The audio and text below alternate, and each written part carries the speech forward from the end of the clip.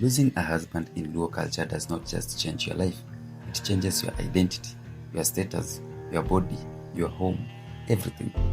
And the Luo built a specific path, carefully structured, spiritually grounded, to walk a widow through that transformation. When a woman's husband dies, she enters a formal mourning period for approximately 1 month. She wears the Tanyan, plant tied around her arms. The Tanyan is a specific plant used only in mourning. It is a visible mark, telling the community that this woman is in the state of grief, that she is not available for normal social engagements, that she needs to be treated with care. During this period, sexual relations are completely forbidden.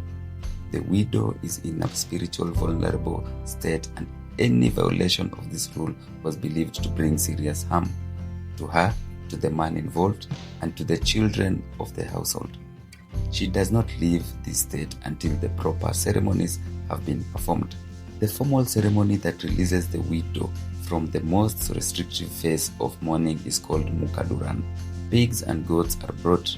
Specific rituals are performed. The elders oversee the process. This ceremony marks a transition from the immediate raw state of widowhood into the longer journey of rebuilding a life. It does not end the grief, but it releases the widow from the strictest restrictions and allows her to begin moving forward. Like other members of the bereaved family, the widow goes through the 3 shavings. Each shave marks a stage in her mourning. Then, when the mourning period is complete, the question of the widow's future arises. The Luo practice widow inheritance, called terochola. A male relative of the deceased husband, most often a brother, takes the widow as his wife. This was not done without ceremony. The chola goat, a specific goat assigned to this process, played a central role. The goat was presented as part of the formal acknowledgement of the arrangement. Widow inheritance was not simply about the widow remarrying. It was about ensuring she remained within the family, that her children kept their place in the clan, that the homestead was not broken apart by his absence, that she was not left alone without protection or support. It was, in the Luo understanding, an act of care, refusal to abandon the woman their brother had built his life with. We have covered this on this channel, so you can check our previous videos. When a man loses a wife, his mourning period and restrictions also follow specific rules. He observes the same prohibition on sexual relation during this mourning period. He participates in the shaving ceremonies, and the homestead around him goes through the full cycle of ceremonies we have described.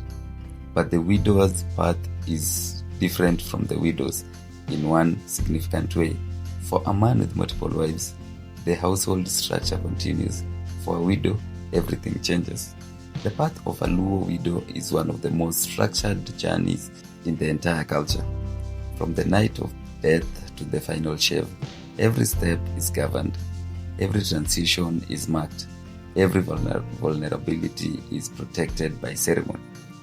Because the Luo understood that a woman who has lost her husband is standing at the most exposed point of her life, and they built a system, not perfect, but deliberate, to make sure she did not stand there alone.